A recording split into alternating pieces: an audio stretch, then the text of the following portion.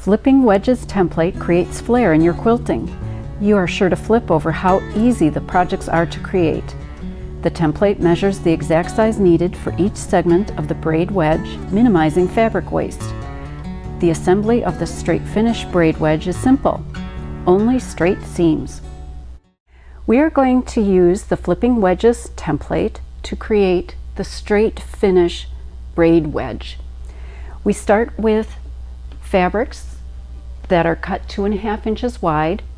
You can use a pre-cut collection, the beautiful fabrics, or select your own fabrics and cut into 2.5 inch wide strips. Make sure you use starch or a starch alternative such as Best Press on any strips that you would be using, because they do need to be very well starched. We're then going to begin marking and cutting using the Flipping Wedges template. Here we have our strips 2.5 inches wide, already starched. They've been well starched. Then we're going to use the template to cut each of the strips into our segments. And here we will start first with the A1, which corresponds to the very center, the very first piece of our wedge. Then we'll cut our B segment, our C segment, our D segment, and the E segment, which corresponds here, F, and the very last segment is the entire length of the Flipping Wedges template, the G segment.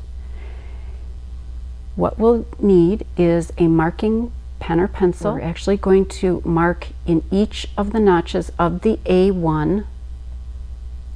Make sure that marks clearly. Then we're going to trim along the outer angle of the template, removing the selvage end. Then simply slide the template down to the end where the other opposite angle matches your 2 marked notches, and you're ready to cut. Here we're cutting our last side of our A1 segment. Remove the template, then label your segment so you can keep track of it for the sewing process. We do need to do a corner trim at the very top of the segment, but we'll review that in just a few minutes.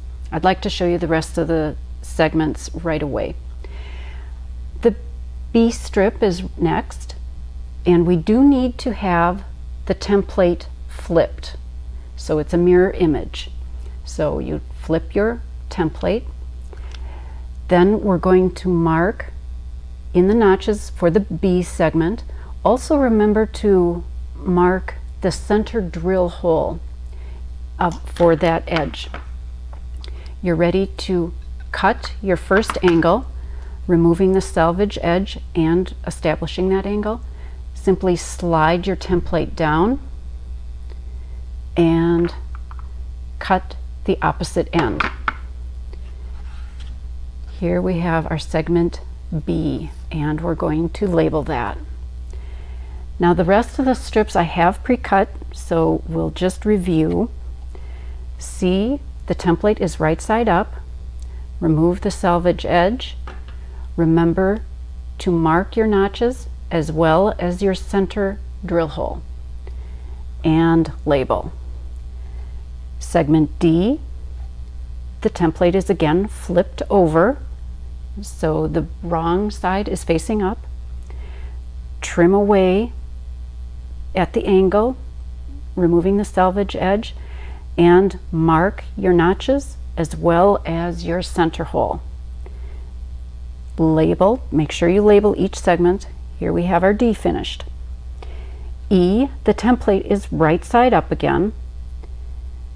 Cut your angle, removing the selvage edge, and remember to mark your notches and your center drill hole. Then slide your template down. You're ready to cut, and label that segment as your E segment. The F segment, again your template is flipped upside down. We're going to cut away the selvage along the angle, and we're going to mark our notches at the F segment as well as that center drill hole. Cut the new angle and label your F segment. The G segment, the template, is right side up, and if you're using very dark fabrics, you may want to use a different color marking pen or pencil. Here we're removing the selvage edge at the angle. The only mark we really need to mark is our center drill hole. Since the G segment is the entire length of the template, we just need to cut along the edge of the template and place your label. And now let's review the corner trimming process. We're now ready to do our corner trim on our A1 segment. Simply place the template so that the two printed guidelines, angled guidelines, line up right on your fabric edge. Hold the template in place and then cut off that little corner, and your A1 is ready for assembly. We're going to do the same thing with B segment. You can see we've marked, that was our center drill hole that we marked. That shows that we need to trim off the longer point along that side. Simply line up the guidelines on the edges of the fabric at that corner and trim off that little corner. And our B segment is complete, ready for assembly. We're going to do the same with all the remaining segments. Find the edge that has the center dot marked on it, and then that longest point of that edge will be the corner point that gets trimmed off. So here we've lined up and we're ready to trim. Do the same with all the remaining strips and we're ready for assembly. Let's review the sewing process for creating the straight finish braid wedge. Here we have our A1 segment and our B segment. You'll notice the corner trims that we spent that time on. This is where they're perfect, because when you put your segments together, the corners will match exactly. And you know that your seam, when you stitch a 1/4 inch seam, will perfectly meet, and when you finger press that seam open, you have almost absolutely perfect matches. We're now ready, since we sewed the A and the B together, we're now ready to add our C segment, and this is where the C segment will go. Right sides together, and you do want to always remember in this wedge design to stitch from the upper point down to the base edge. So keep that in mind as you're sewing. Again, line up. Here's where our B corner trim was. Line up that corner trim with your C segment. Align the edges, and we're going to stitch from that upper edge down to our base edge and finger press open. And then our next segment is the D segment. Again, we have a perfectly trimmed point to line up our D segment with. This time, since we need to start at the upper center, we'll need to flip our panel over so that we stitch from that upper corner all the way down to the base edge, 1/4 inch seam, and we're ready to finger press open. That was our D segment. We're ready to add our E segment. Line up that corner trim of your stitched panel with your E segment. You're ready to sew. And here we have 1/4 inch seam already stitched and finger press open. Our F segment gets added next. Again, here's our corner trim, which lines up perfectly with that edge of the F segment.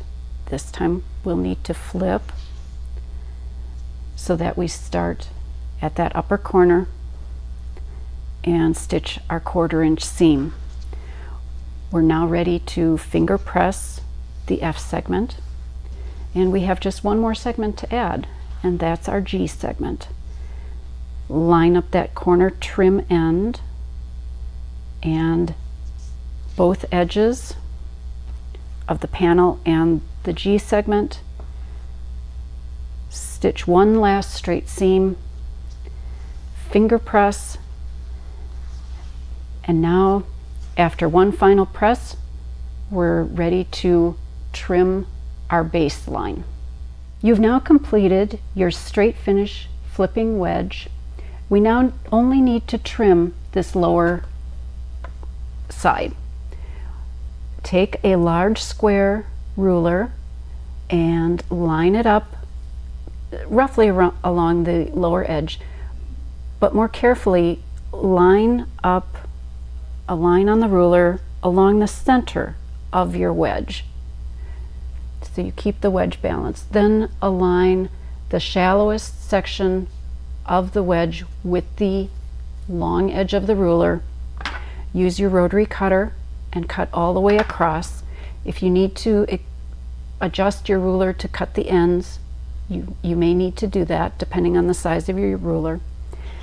Then, once you have that edge neatly trimmed, simply take the flipping wedges template and position the template so that you can corner trim each lower corner, and simply trim those, and you're ready to use your first flipping wedge in your next quilted creation. The Flipping Wedges template and book includes 3 beautiful projects featuring the straight finish braid wedge. In addition, you'll find a sawtooth finish braid wedge variation and 3 more eye-catching projects. The book provides detailed step-by-step instructions with full-color illustrations for the straight finish and sawtooth finish braid wedges. Create now, purchase today, and add flipping flair to your quilting.